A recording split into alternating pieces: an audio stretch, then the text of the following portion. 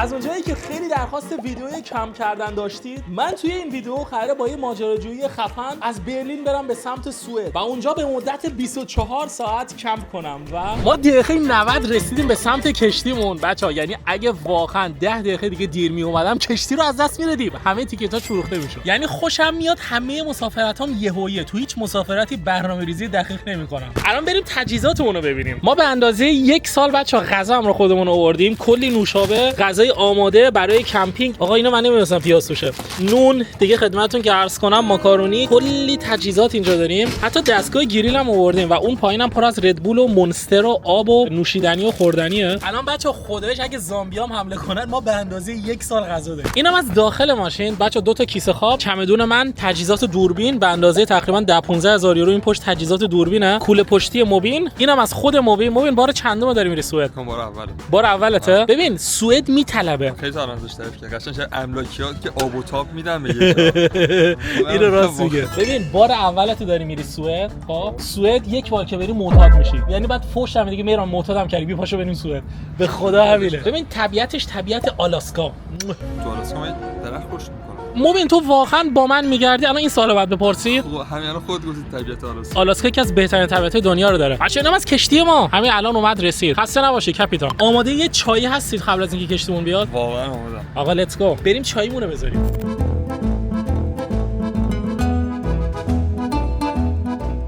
آقا چای ایرانی تو سفر. حال می‌کنم با چای ایرانی. هیچ چای ایرانی نمیشه خداییش. بچه‌ها تجهیزات اساسی ایرانی. از این بگید جان من. خداییش تمام چیزایی که تو این باکس هست، یعنی یه ایرانی همیشه تو مسافرت بعد همراه خودش ببره. بعد تمام چیزی.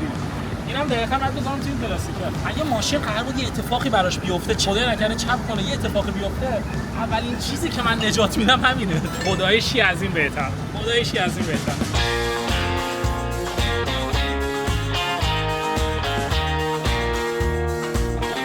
آقا ما زودتر از همه اومدیم اینجا جا گرفته برای خودمون. به به. بچه الان یه لشکر از اونجا میریزه داخل. بعد ما اولین کسایی بودیم که اومدیم این بالا. اونم دلیلش اینه که بار اول هم نیست که با این کشتی دارم میرم مسافرت. بار فکر کنم هفتم هشتم همه جا رو بلدم. انگار تو خونه بودی این راهرو بریم بالا دست چپ. همه رو بلدم. این دستشویی این برای کازینو سمت راست، اونجا استارباکس، کازینو هم داره. اونجا فقط تو راه پولو ببوس. شاپ هم این برای اون پشت هم یه رستورانه که میتونی اونجا بری غذا بگیری.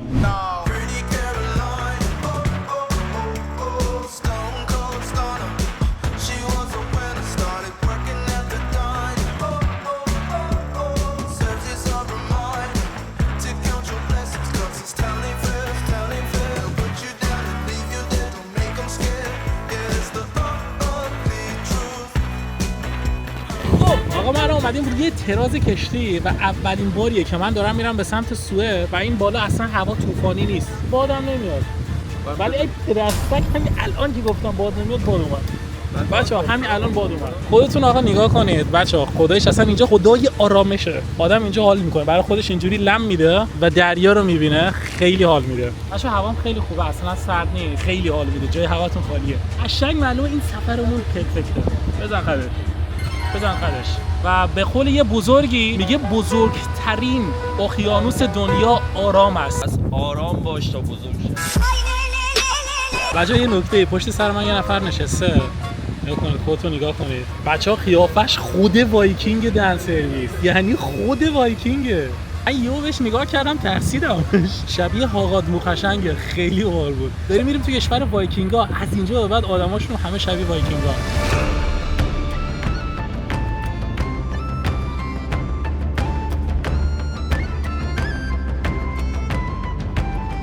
آقا ما همین الان رسیدیم به دانمارک. بعد نگاه کنید بچه‌ها، همه رفتن، اینجا الان خالی شده. البته دلیل این که رفتنم این بود که توی بلنگو من گفت آقا ما رسیدیم دیگه برید سوار ماشین شید. بعد اینا نمیدونن، نگاه کنید هنوز کشتی تو حرکته، یعنی الان در به طبقه‌ای که ماشینا توشه بسته است. بعد اینا میرن یک ساعت تو پله اینجوری صف میکشن برای خودشون وای میسن تا کشتی لنگر بندازه، بعد در به پارکینگ اینجا باز بشه و بعد برن سوار ماشین بشن و برن بیرون. ولی بسوزه پدر تجربه، حال کردی؟ چون که اگه در حال حرکت سوار ماشین بشی بعد مثلا کشتی یه تکون ناگهانی داشته باشه، یه ماشین مثلا دستیشو درست نکشیده باشه، ماشینو بخوره به یه نفر، اینا بعد خسارت بدن. واسه همین به محض اینکه کشتی راه میفته یا در حال حرکته اصلا اجازه نری سوار ماشین شی. آقا یه ذره دیگه مونده و ما الان میرسیم به گدزا و بعد از اینجا ما بعد رانندگی کنیم که از دانمارک بریم به سمت سوئد. یعنی ما توی دانمارک الان یه توقف داریم و توقف بعدی ما طرفای مالمو یعنی جنوب سوئده. یس. تو دانمارک هم رفته بودی نه؟ دانمارک هم با من داریم میای. تقریبا یه 2-3 ساعت تو دانمارکیم، بعدش میریم سوئد. یعنی تو اروپا آدم مثل چوسیدن کشور عوض میکنه از بس کوچیکه.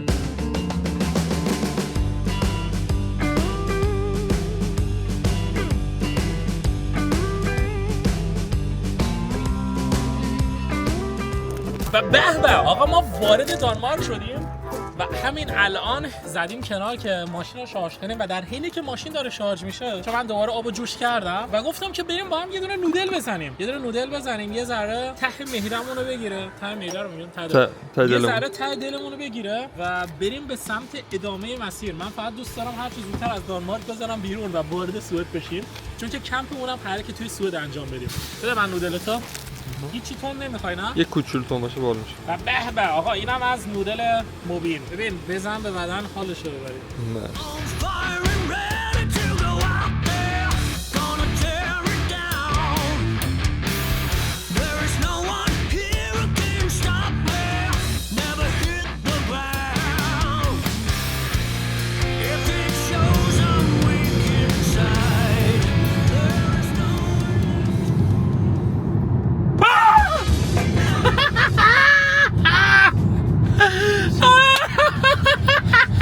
خیلی قشنگ شد که شدی، آفرین. خیلی باحال بود. ها؟ جدی؟ خیلی بد بیدار شدی. آقا پاشو بچه‌ها، ما الان رسیدیم به کوپنهاگن. نگاه کنید ما الان دقیقاً داخل کوپنهاگنیم و داریم میریم به سمت مالمو. ببین از این پل که رد بشیم میرسیم به سوئد. یعنی ایستگاه بعدی ما توی سوئده. بچه‌ها تسلام گیج زده، هی داره بهم میگه که نه برو اینجا ماشینو شارژ کن با کشتی برو. من نمیخوام آقا با این پل برم. ولم کن. همون شد رفت. میخوام اینجا شارژ کنم. اینو بزنیم اینجا شارژ کنیم و لیتس گو. آقا بریم به سمت سوئد. یه ذره دیگه وارد این پل میشیم و این پل من فکر کنم زیاد براتون دیگه فیلم گرفتم. توی ویدیویی از برلین تا قطب شمال ما دقیقاً از این پل رد شدیم، اونجا براتون توضیح داده بودم. واسه همین دیگه توضیح نمیدم، فقط لذتشو ببرید.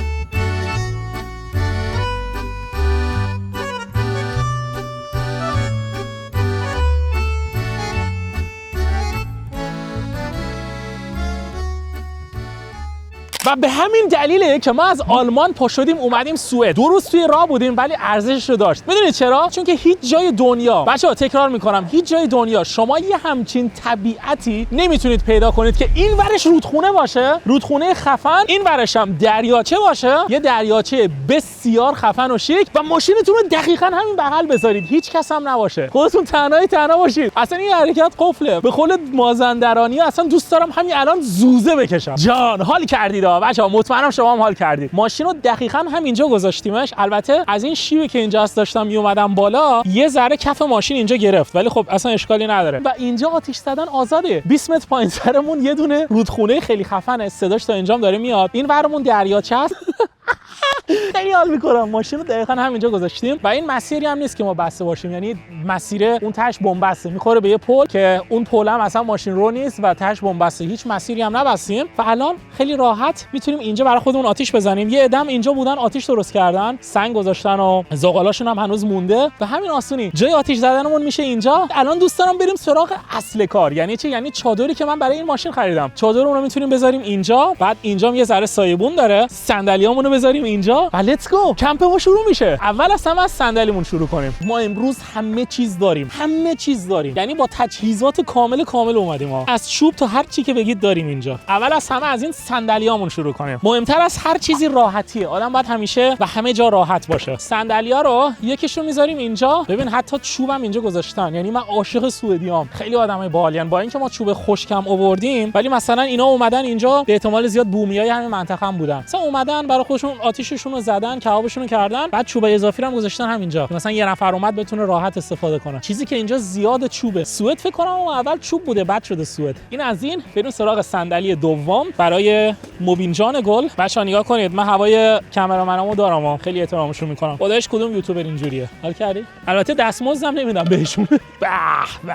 نگاه کنید یه ثانیه. من اینجا میشینم. الان یه سوال ازتون دارم. همین الان توی کامنت ها بنویسید. ارزششو داشت که ما 2 روز رانندگی کنیم از آلمان بیایم به سوئد؟ واقعا برام تو کامنت ها بنویسید. یه همچین ویوی، یه همچین امکاناتی آدم کجا میتونه پیدا کنه؟ اصلا باور نکردنیه. پس همین الان این ویدیو هم لایک کنید. ما 2 روز سورو بودیم تا برسیم اینجا. کلی ویدیو خفن میتونیم بگیریم. راستی پشت سرتون رو ببینید. بچه‌ها این پشت سرم کلا جنگله و خیلی باحاله. جنگل، رودخونه، دریاچه، ماشین، همه چیز داریم. فقط کوه نداریم. الان اگه کوه هم داشتیم دیگه تموم بود. بعد یه چیزی می‌خواستم بهتون نشون بدم.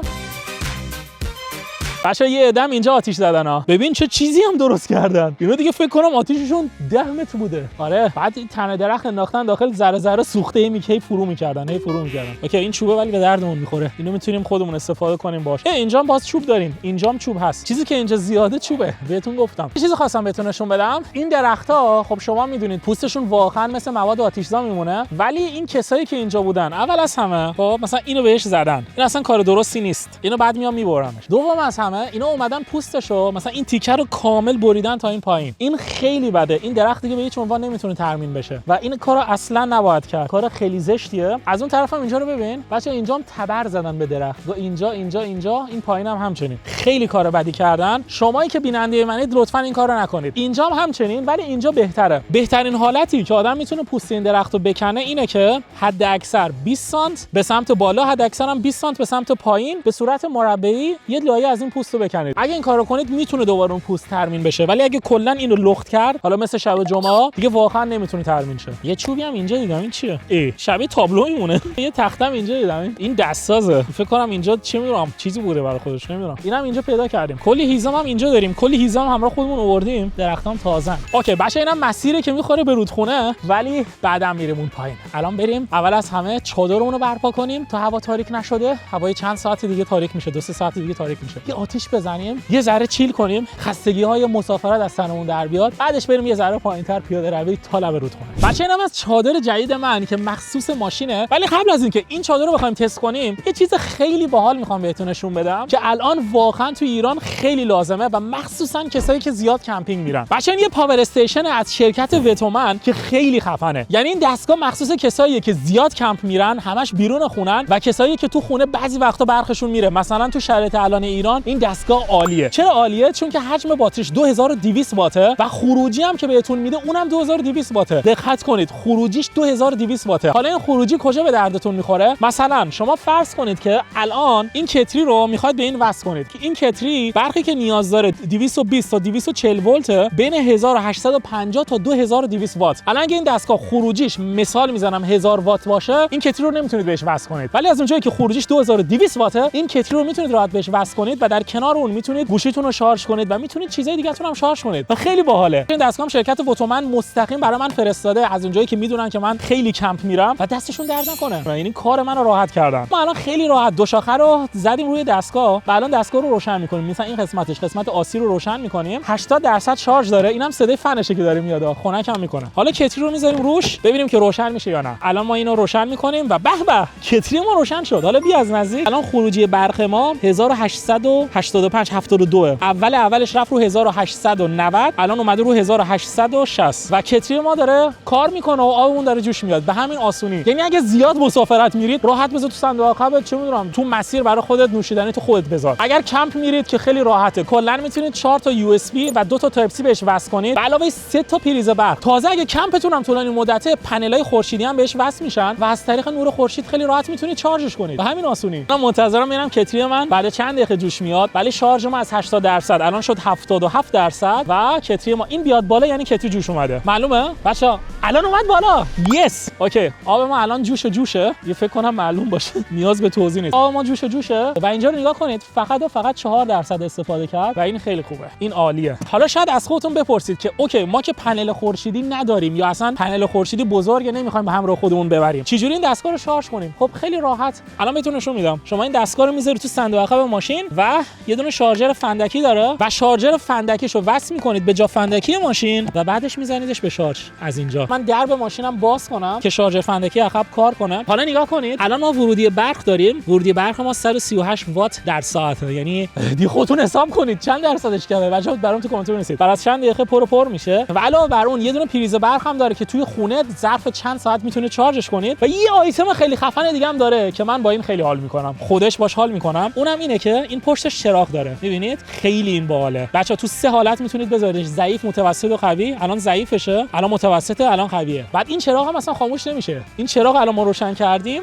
خودتون نگاه کنید، مصرفش 10 واته. یعنی چند ساعت میتونه روشن بمونه؟ باتری ما 2200 وات حجمشه. حالا مصرف این لامپ عقبش 10 واته. یعنی فکر کنم بیش از چند روز، یعنی بیش از 220 ساعت میتونه روشن بمونه. چی از این بهتر؟ اینم از پاور استیشن جدیدمون که به تجهیزات کمپینگمون اضافه شد و لینکش هم براتون میذارم توی دیسکریپشن. حالا بریم سراغ چادرمون. لیتس گو. این چادر رو من تا الان بازش نکردم، اصلا نمیدونم چه جوریه، ولی از تمو گرفتمش. آقا این ستاپ چادرمونه. میگه اول اصلا باید وصلش کنی به عقب ماشین، بعد صندوق عقب باز کنی، این پایینا رو میخ بزنی، اوکی، بعد یه پایه میزنی که بیاد بالا. عجیبه. یه دونه کری بگ داره، یه دونه تنت داره، یه دونه تنت بگ، همش یه توضیحه ولی به زبان‌های مختلف. ببین فارسی داره. چرا کل دنیا ایرانی‌ها رو تحویل نمیگیرن؟ واقعا این خیلی بده. هر جای دنیا که میریم ایرانی‌ها رو تحویل نمیگیرن. یعنی تا بشنون از ایران اومدی یاد کلمه تحریم میافتن. اوکی، به آلمانی پیدا کردم. نباید کار سختی باشه. فدا سرتون. ما میریم میزنیم تو دلش. این بعد پایه‌های چادرمون باشه که اینا رو میذاریم این گوشه آماده.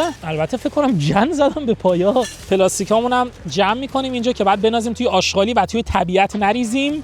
توی طبیعت نریزیم، چون که این کار خیلی کار زشتیه. مطمئنم که بیننده‌های منم دقیقاً همین فکر رو میکنن. تناب و اینام داره. ایول. اینا خیلی باحالن. اینا جنسشون خیلی خوبه، کلفته و بزرگ. خیلی باحاله. این تنابم داره، تنابم عالیه. اینا رو بذاریم اینجا که بعدم نیازمون میشه. حالا بریم سراغ چادر اصلی. ببین من فقط میگم تا الان بچه‌ها من اصلا ندیدم اینو چجوری برپا میکنن. میدونم که خیلی خفنه، ولی وایسا زمین ما اینجا که صاف نیست. فکر کنم بهتره برم جلوتر. بچه‌ها ما اینجا سوراخ داریم. آره زمینمون صاف نیست. برم جلوتر خیلی بهتره. ما چیزی افتاد بهم بگو از صندوق عقب. اینجا خوبه، بد نیست، بهتر از اونوره. البته ما تشک هم داریم، اذیت نمیشیم در اون حد. آره ولی اینجا خوبه. اوکی لیتس گو، بریم همینجا برپاش کنیم. خب بچه‌ها ما الان مشغول بس کردن این چادر بودیم و همین الان فهمیدیم که چادر برعکسه.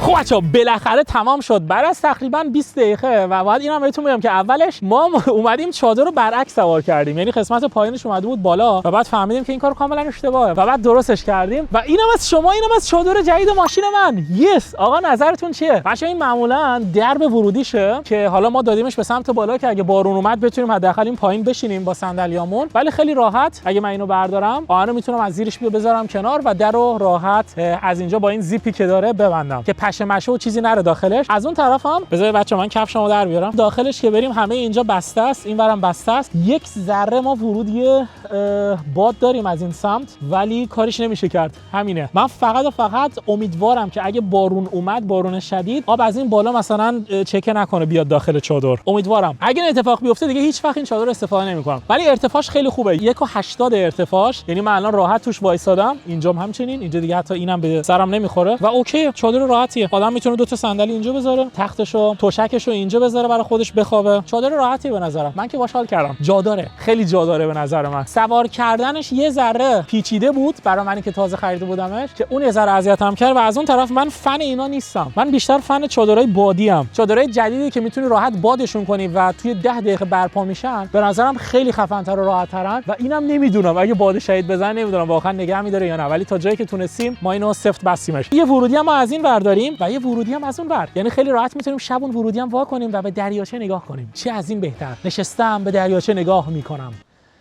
دریاچه آه میکشد. از اونجایی که چادرمون چسبیده به ماشین، خب دیگه کل تجهیزاتمون هم دیگه تو ماشینه، خیلی راحت میایم اینور، دربو باز میکنیم، وسیله‌هامون رو برمی‌داریم دیگه. الان مثلا وسیله‌ای که من بعد اون داخل بذارم، کیسه خواب و تشک و ایناست که اینا رو الان ما میذارم داخل، ولی قبلش بریم یه آتیش روشن کنیم. هوامون داره کم کم تاریک میشه. لیتس گو. به به آقا، بساط آتیش ما هم برپاست. فقط خود آتیش نیست، بساطش از خود آتیش رو فقط ما باید برپا کنیم. وای، خفن ترین قسمتش همینه، آتیش زدن بغل دریاچه. به به. خب بچه‌ها، بریم سراغ آتیش برپا کردنمون. آقا خیلی اصلا چاقو رو اینجوری میگیرن بعد میکنن تو زمین. بچه این کار خیلی بده. این سنگایی که رو زمین هستن خط میندازن روی تیغ چاقوتون و باعث میشن که چاقو عمرش کمتر بشه. اصلا کار قشنگی نیست، ولی خب نمیدونم چرا بعضی دوست دارن گنگشون بره بالا و تو ویدیو مثلا یهو میان بغ میزنن تو زمین. بچه ما اول از همه چوبا رو اینجوری به شکل هرمی میکشیم و بعدش یه کاغذ اینجا داریم که این کاغذ من میذارم این تو. کاغذم نه مقواست. این بگیره دیگه تمومه. یه ذره پوستم داریم که اینا میتونه بگیره. حتی آتیش زام داریم، نفت، که اینو من دوست دارم استفاده کنم. دوست دارم به روش طبیعی آتیشو برپا کنم. میدونم خیلی سخته ولی زورمو میزنم. خب بچه‌ها موقعیتمون اوکیه. اینم داریم بزنیم زیر زانو. لیتس گو. بریم ببینیم که با چاقو و با یه چخماق ما میتونیم آتیش روشن کنیم یا نه. اوه، جرقه خوبی میزنه. اوکی، خدا رو شکر که ما اینجا یه مقوا داریم. بدون مقوا 100% سخت‌تره. بچه‌ها این پوست درخته خیلی خوبه، یعنی این سه سوته آتیش میگیره دیگه تمامه. خب این بعد اوکی باشه.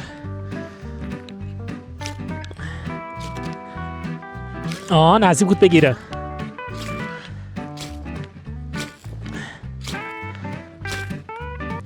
نزدیک بود بگیره. آخراشه. یه تیکه بزرگ اگه بکنم بیفته روی این دیگه تمامه. بگیر جان من، بگیر.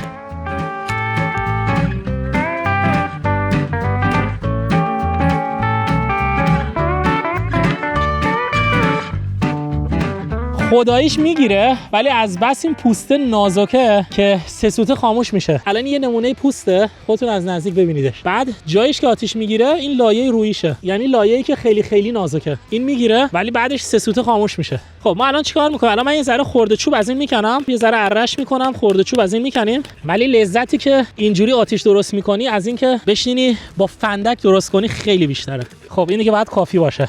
بچه‌ها کلی خرده چوب اینجا داریم. این سری دیگه اگه بگیره دیگه فکر نکنم خاموشه.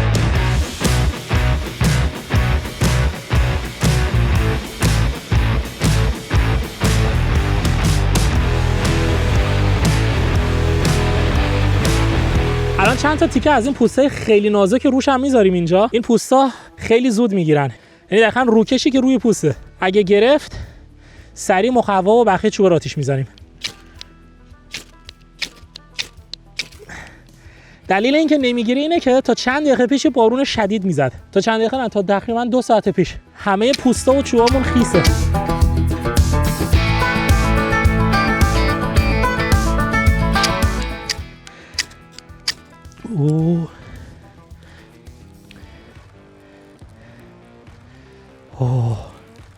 یس، بالاخره بچه‌ها بالاخره گرفت. هولی مولی بچه‌ها بالاخره گرفت. اینم بزن، اینم بگیر، اینم بگیری دیگه تمامه. اوکی دیگه فکر کنم تمامه. بالاخره موفق شدیم. البته یه ذره نفتم روی این کارتونه ریختم. تمام، این دیگه گرفته. بچه‌ها میبینید چقدر داره جرقه میزنه؟ این همش واسه اینه که کلی از تکه‌های این سنگ چخماق افتاده تو این. الان واقعا به یه استراحت نیاز دارم. فکر کنم یه 10-15 دقیقه فقط داشتم اینجوری سعی می‌کردم روشنش کنم.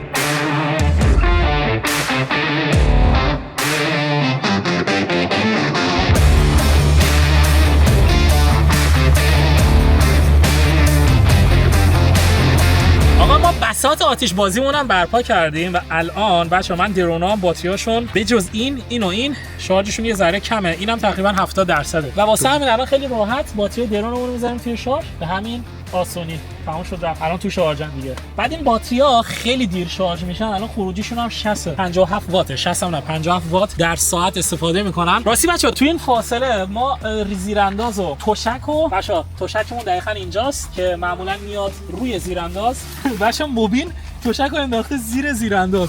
این میدونی چرا باید روی زیرانداز باشه؟ چرا؟ چون که این زیراندازه خب یه آلومینیومی توشه که یک بار عایق میکنه، نمیذاره سرمایه تو زمین بیاد بالا و در مرحله دوم این تشکه این کارو میکنه. ببین همیشه باید رو باشه. بعد این تشکه یه ذره خیسه ولی اشکالی نداره. این خوش میشه. اینا سیستمشون یه جوری که سه سو خوش بشن. و تمام.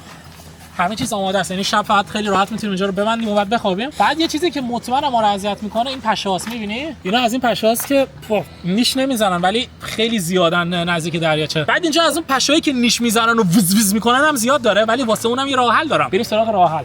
بچه‌ها راه حلمون هم دقیقاً این محصولیه که الان اینجا توی دستمه. این خیلی باحاله. وقتی که بازش می‌کنی ظاهرش اینجوریه، بعد یه طرفش آتیش میزنی و تولید کنندش گفته که پشه‌ها رو ازتون دور می‌کنه. می‌خوام امشب تستش کنم. ببینم چند ساعت هم نگه می‌داره. ننوشته چند ساعت نگه می‌داره ولی تستش می‌کنیم. اومدم بازش کنم خورد شد. اوکی یه تیکه‌شو می‌ندازم توی این آتیش. دیگه بقیه‌اش هم دیگه مجبوریم کم کم بندازیم تو آتیش. گند زدم بهش. اصلا من فکر کردم نرمه، نمیدونستم این سفته. معمولاً بعد اینجوری باشه. بعد یه قسمتشو که آتیش بزنی بقیه قسمتاش هم آتیش میگیره ولی من گند زدم بهش. این شبیه عود میمونه. الان بعد خاموش بشه. بعد اون دودش باعث میشه که این پشه‌ها دور بشن. نیا کن. دقیقاً شبیه عود میمونه. الان من یه تیکر رو می‌ندازم تو چادر. بذار تست کنیم هم دور میشن. این اگه پرواز کرد یعنی کار میکنه. نه ولی خیلی نزدیک شد. معمولا اصلا اینجا باید پرواز کنن. بذار همه اینا میرن. البته اینا اصلا خطرناکن میسازن. اوکی من با اینا مشکلی ندارم. من با اونایی مشکل دارم که بزن در روان میان میزنن و در میرن. الان یکی ما رو از دور ببینه میگه اینا چیکار میکنن؟ کل تجهیزات آوردن اینجا. چادر به این خفنی، ماشینم جلوشه. البته ماشینم به این خفنی، مخصوص کمپ. خیلی تو کمپ باحال ماشین من. اینم از آتیش. همه چیز داریم. خدای شال کردی چه قشنگ آتیش درست کردم. اینجوری بچا دو تا این ور میذارید، دو تا اونجوری، دو تا اینجوری، دو تا اونجوری. خیلی باحاله. بچا ما الان داریم میریم سمت اون رودخونه‌ای که جلومونه ولی مسیرش زیاد مناسب نیست. یه لحظه بس آقای فیلم بردارم بیاد. آقای فیلم بردار می‌کنی زمین. موبی نه مخارزان دیگه کلا دوربین نداریم. بعد اینجا مثلا اینکه بسته بودن فیسکا رندینگ. فکر کنم میگه که آقا نرید و این داستانا. نمیدونم چه خبره. به احتمال زیاد شهرداری این منطقه یا جنگلبانی داره درخت‌ها رو میبره که چوبا رو بفروشن. جان.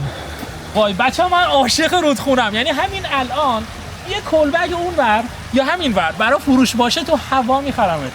آدم از حیاتش بره بیرون کنار رودخونه، کنار دریاچه، اصلا لذت میبره از زندگی. خیلی حال میده. ما هندونه میبردیم هندونه میذاشتیم تو. خیلی حال میداد. به خدا الان اگه ایران بود اونجا کلی آدم کم کرده بودن. بعد اینجا کلا هندونه بود. یه نفرم اون پایین خیلون کرایه میداد. خیلون بلالی. جان عاشق ایرانم. بچه‌ها همین الان من اینو این بغل پیدا کردم رو زمین بود. این میدونی چیه؟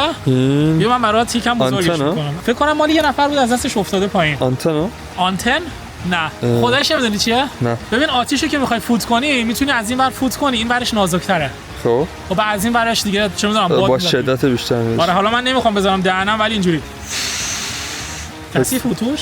آره فکر آره توش کثیفه. این مال یه نفر بوده از جیبش افتاده پایین. ببین الان زدو خونیش میکنم برات. نگاه کن. اینجوری میتونی باهاش راحت آتیشو فوت کنی. خیلی باحاله. بعد تا هم میشه میتونی راحت بذاری تو جیبت. ولی عجیبه برام که اینجور جام آدم میاد. البته خب 100% آدم میاد ولی خیلی کم آدم میاد. یعنی همین الان ما 5 6 ساعت اینجا یه دونه آدم هم ندیدیم. سوئد لامصب خیلی متراژ کشورش بزرگه. مثلا 4 برابر آلمانه ولی جمعیتش سرجم 10 تا 20 میلیونه. تراکم انسانی شد. بچه الان نوبت شام خوردن ماست و برای شام ما سرارا گوشت خریدیم، برای همبرگر و سوسیس هم خریدیم. بعد بچه‌ها من این دستگاه رو خریدم، دستگاه باربیکیوه. صدام اینجوری میپیچه. خیلی باحاله. بعد 3 تا پایه میخوره. قیمتش هم 12 یورو بود تقریبا. برند خاصی هم نیست. و این داخل هم یه ظرفی داره که زغال میتونید راحت بذارید داخلش و بعد خیلی قشنگ خیلی راحت توی مسیر برای خودتون باربیکیو کنید. هر کی این ایده رو داشته، من واقعا نمیدونم برند و اینا چی، اصلا برندی فکر کنم نداشته، ولی هر کی این ایده رو زده دمش گرم. خیلی باحاله. بعد این رو میتونید گوشتاتو بذاری اینجوری برای خود باربیکیو کنید. فقط یه باگی که الان ما داریم اینه که اصلا انبر اینا نداریم. یعنی من بعد از اینجا با 2 تا چوب سعی کنم زغال بردارم. بچه‌ها فقط یه انبار کوچیک داریم که اونم اصلا به درد این کار نمیخوره. اون برای یه کار دیگه بوده است که حالا نگیم بهتره. دیگه خودتون فکر کنم بدونید. خودمونم نمیدونم. منم نمیدونم برای چی. اصلا میتونیم همین روی آتیش درست کنیم. بعد اونا زغال بشن. چرا من زغال جدید بیاریم؟ خدا رو شکر چوبا خشکن، خیلی خوب گرفتن. بیش از حد خوب گرفتن چوبا. آها یه ایده دیگه زد بزنم. ببین اینجا یه تیکه چوب دیگه هم داریم. میتونیم اینو بزنیم داخل زغالا. خب اینجوری گله‌ای برداریم بریزیم اون ور. تمام شد رفت.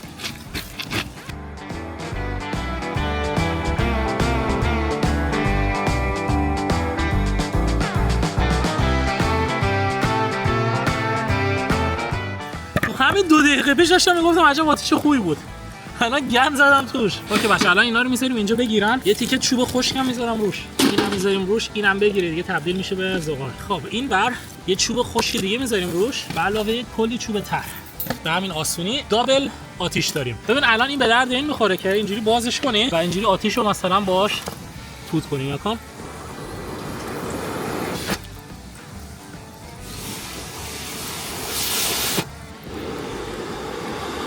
بچه اصلا نیاز به نفتم نداشت، گرفت ولی یه ذره نفت روش بریزیم بد نیست. بچه من عاشق آتیشم. الان کل این منطقه رو فکر کنم آتیش میزنیم تا صبح. جان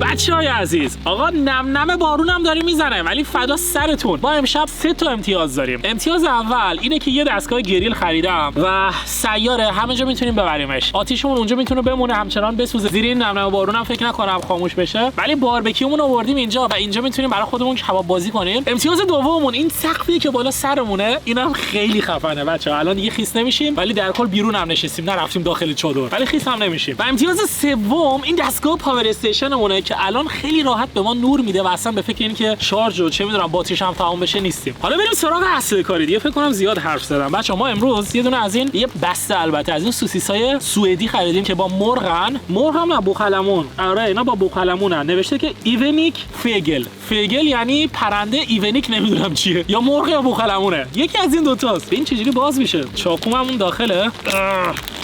جان بچه‌ها بزنیم حالش رو ببریم. بعد اینم باید بهتون بگم که متاسفانه بچه این آخرین لذتی که من دیگه میتونم ببرم، من از فردا صبح یه جزیره دقیقاً سمت راستمونه میخوام 24 ساعت برم تو اون جزیره بدون آب و غذا. واسه همین آخرین لذتمو از این کمپ دارم میبرم. همه رو گذاشتم. بچه‌ها موبایل این همبرگر هم میخواد تست کنه. همبرگرمون ولی با گوشت گاوه. خداییش هزینه میکنیم هزینه میکنیم خدایی. کمپمون خداییش لاکچریه. من معمولا ویدیو خیلی سخت میگرفتم، اصلا ویدئویی که زیاد توش راحت باشم از این چالش‌ها نمیگرفتم، ولی امروز دارم تلافی تمام اون کمپایی که توشون بهم بد گذشت، از جمله انسان در مقابل طبیعت فصل 1 که هیچی برای خوردن نداشتیم و فصل 2 رو در میارم. تلافی تمام اون روزا رو دارم الان در میارم خداییش. ولی حال میده با تجهیزاتم آدم میره کمپا. دیگه مسافرت حساب میشه دیگه.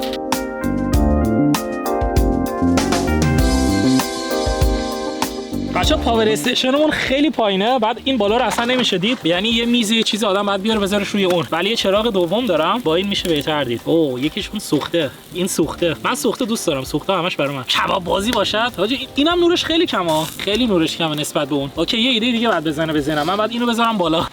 بچا اینجا کلی چوب خشک داریم، همه رو میتونیم بذاریم اینجا. خب بعد اینو بذاریم بالاش. جان الان شد خیلی خفن تره نه؟ آره. الان خیلی بهتره. چقدر زمین کفش سرده. این سوخت، این اوکی، اینو بعد برگردونیم بذاریم وسط. امروز بچه‌ها تو سوپرمارکت بودیم، بعد یادم افتاد که باید انبر بگیرم ولی نمیدونم چرا نگرفتم. ببین همبره فکر کنم زوده چون چسبیده. وقتی که میچسبه یعنی زوده. آره زوده یه ذره دیگه به چیز بشه. همبرگری که به چسبه خیلی زوده. بچه‌ها واقعا ببخشید، امیدوارم که دلتون نخواد و مثل همیشه که میگم امیدوارم که هیچ گرسنه‌ای روی این کره خاکیمون نمونه. امیدوارم همه آدما سیر بشن و پولدار و خفن و موفق. خیلی باحاله. اصلا یه طعم دیگه میده. بیا که بخور. بچه‌ها خیلی طعمش خوبه. بچه‌ها دلتون نخواد با بریم شامونو بخوریم. بعد از شام میبینمتون. Let's go.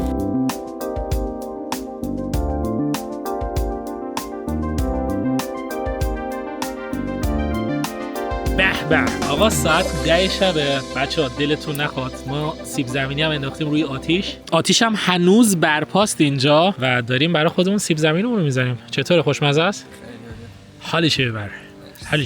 بریم سیب زمینی بخوریم. سیب زمینی غذای مورد علاقه آلمانیا. بچه آلمانیا نمیدونم چرا ولی همیشه مثلا یه آلمانی رو میخوان مسخره بکنن بهش میگن سیب زمینی خار. فکر کنم برمیگرده به گذشتهشون. شاید هم به خاطر اینه که تو تمام غذاهایی که درست میکنن سیب زمینی استفاده میکنن. مثلا توی کریسمس غذای مخصوص دارن، استیک سیب زمینیه و یه کلم مخصوصه. من از اون غذا خیلی خوشم میاد، خیلی دوستش دارم. ولی در کل تو همه غذاهاشون بچه‌ها سیب زمینی استفاده میکنن. آقا دلتون نخواد. واقعا نمیدونم چرا اینجوریه ولی هر چیزی رو که رو آتیش میذاری 10 برابر خوشمزه تر میشه. پوستش هم میشه خورد. پوستش هم بچه‌ها پوستش هم خیلی خوشمزه است.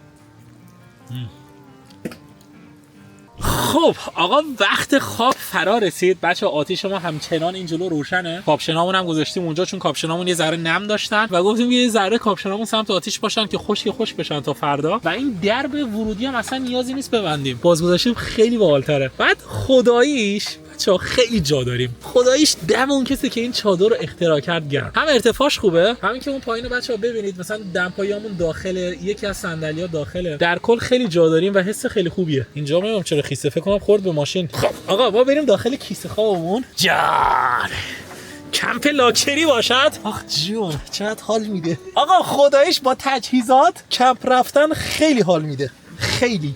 کیسه خوابم برعکسه. من میگم چرا زیپش این بره. رمی الان داشتم از همه چیز تعریف میکردم. آقا شوخی کردم، هیچ جا خونه خود آدم نمیشه. بالشت منو ببین خداییش. بچه‌ها بالشتمون ولی لاکچری نیست. دستمال توالت آوردیم عنوان بالشت استفاده کنیم. بالشت من یادم رفت بیارم. من فکر کنم تنها چیزی که توی کمپ دیگه کم دارم یه دونه بخاری برای داخل چادره، حالا بخاری برقی یا بخاری گازی. البته برقی خطرش کمتره، پاور استیشن هم داریم دیگه راحتیم. و دیگه چی کم دارم؟ دیگه فکر کنم بالشت. آره بالشت کمپینگ هم کم دارم. جامو یه ذره من درست کنم. یعنی متنفرم از این که هی بعد جامو درست کنم توی کیسه خواب. اینم از جامون. حالا تکیه بدیم راحت. اینم بذارم بالا سرم. اوکی اینو ببندیم و آخیش کاملا نیاز نیست ببندم. آره بیا.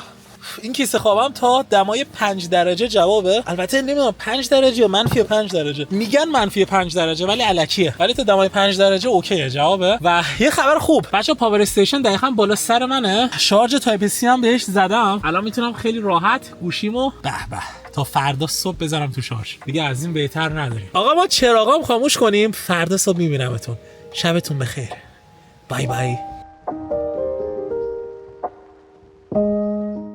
آقا صبح خود را اینجوری آغاز کنید. خیلی عجیبه برام که عقب ماشین من الان دقیقاً اینجاست. این صحنه برام خیلی عجیبه. آقا صبحتون بخیر. بچه من خیلی خوب خوابیدم خدایش. یعنی همه چیز اوکی بود.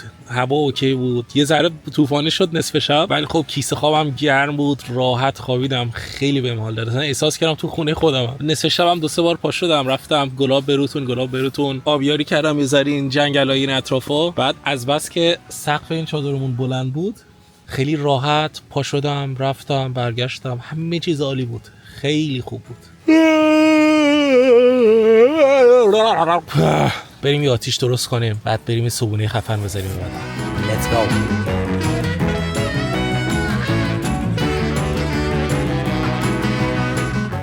به آقا ما آبجوشمون رو گذاشتیم. بعد خواستم اینو بهتون بگم که عجب آتیشی شد. خیلی آتیشش خفنه. اینم واسه اینه که چوبا خشکن زیاد دود نمیکنن و خیلی باحاله. آبمون هم جوش اومد. به آقا ما دستگیره نمیگه با شورت هم دارم اینو برمی‌دارم. با شورت کلوین کلاین اصلا نمیخوره به استایل آتیشی. داریم کتری داغمون از رو آتیش برمی‌داریم و تمام. بچا آبمون هم جوش اومد. من اینو بعد سریع بردارم. بچا حرارت سایت منو این چوبی که زیرشه الان بود که دیگه بشکنه. این آتیشه خیلی حرارت داره.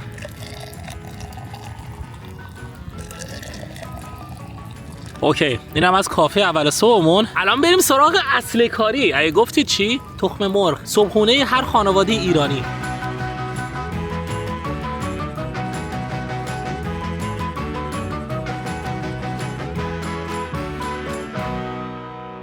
بچه‌ها صبحونه ما هم آماده شد. آقا دلتون نخواد یه تخم مرغ آتیشی خوشمزه. یعنی من تا وقتی که تو سوئد هستم فقط می‌خوام تخم مرغ آتیشی بخورم چون خیلی دلتنگ شدم. البته به همراه نون تازه سوئدی که گذاشتیم رو آتیش حتی گرمم بشه. دلتون نخواد بچه‌ها عالیه.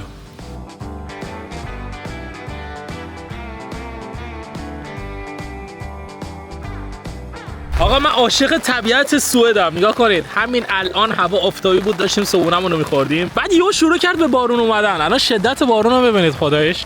از دیشب بارون نیومده. همین الان دیگه شروع کرد یه ضرب داره بارون میاد. ابرار هم ببینیم چه جوریه. اوکی نه مثل اینکه بارون حالا فکر نکنم تموم شه. یس بارون حالا تموم نمیشه ولی خدا رو شکر چادر خوب داریم که زیرشیم و دیگه خیسم نمیشیم. بیا همین الان که من صندلی‌ها رو آوردم اینجا و نشستم بیا بارونم بند اومد. بچه‌ها واقعا اصلا فاز این کشور رو نمیفهمم.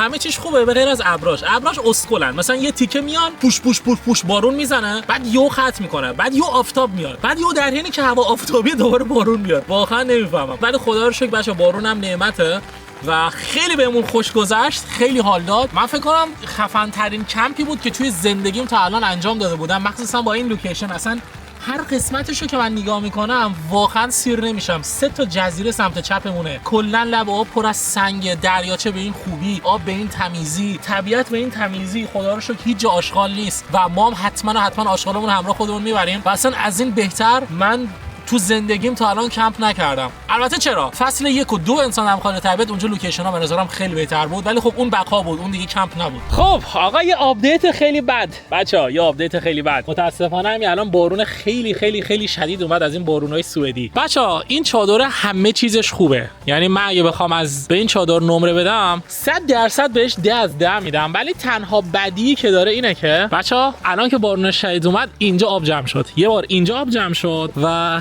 اینجا هم آب جمع شد، همین الان هم آب جمع شده. بعد آب که اینجا جمع میشه خب این میاد پایین، این تا اینجا پایین اومده بود، بعد ما اینو مثلا بعد بلند میکردیم که آبی که این بالا جمع شده بریزه بیرون و بین دوختاش هم خب اینجا که آب میومد چکه میکرد میافتاد پایین. حالا نگاه کنید مثلا یه ذره این پایین هم خیسه، مثلا آدم اگه شب بخواد اینجا بخوابه تنها راه حلش اینه که مثلا یه چیزی، یه ستونی، یه چوبی، یه چیزی بیارو بزنه این وسط که این بره بالا، اینجوری شیب درست بشه و دیگه آب این بالا جمع نشه. و از اونجایی که من توی کانالم محصولاتی که تست میکنم اگه بدی هم داشته باشن بدیش هم بهتون میگم، اصلا الان بهتون میگم که این چادر همه چیزش خوبه ولی به درد این آب و هوا اصلا نمیخوره. این بیشتر به درد مثلا ایران، جنوب کشور، مرکز ایران، به درد اینجور جاها میخوره که بارون یه ذره کمتر میاد. مثلا اگه توی شمال این چادر رو برپا کنید اصلا چه بدونم یه بارون بیاد آدم دهنش سرویس میشه، خیلی اذیت میشه. اوکی پس این چادر همه چیزش خوب بود 10 از 10 و اینکه اصلا به درد هوای بارونی نمیخوره، واسه همین من بهش 6 از 10 میدم.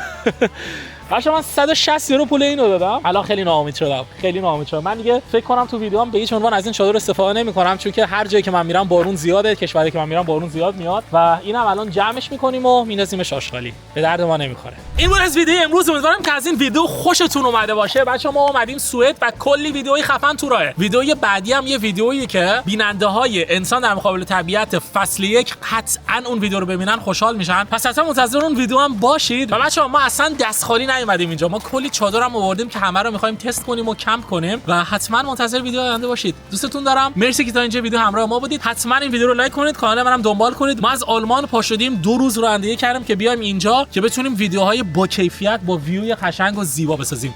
پس شما از من حمایت کنید، عشق منید، جای همتون اینجاست و تا ویدیو دیگه بای بای. بچه‌ها همیشه آشغالاتون رو از توی طبیعت همراه خودتون ببرید. این الان کلا آشغالای ماست تو این چند روزه و همه رو گذاشتم تو این پلاستیک. این اطراف اصلا سطل آشغالی نیست، ولی تقصیر شهرداری این منطقه هم نیست، چون که ما واقعا اومدیم تو دل طبیعت. ازتون خواهش میکنم، مخصوصا کسایی که تو ایران زندگی میکنن، شما وقتی میرید کمپ، وقتی میرید توی طبیعت، از اون طبیعت استفاده میکنید، از اون طبیعت لذت میبرید، انرژی میگیرید، آشغالاتون اونجا نریزید، دستتون درد نکنه.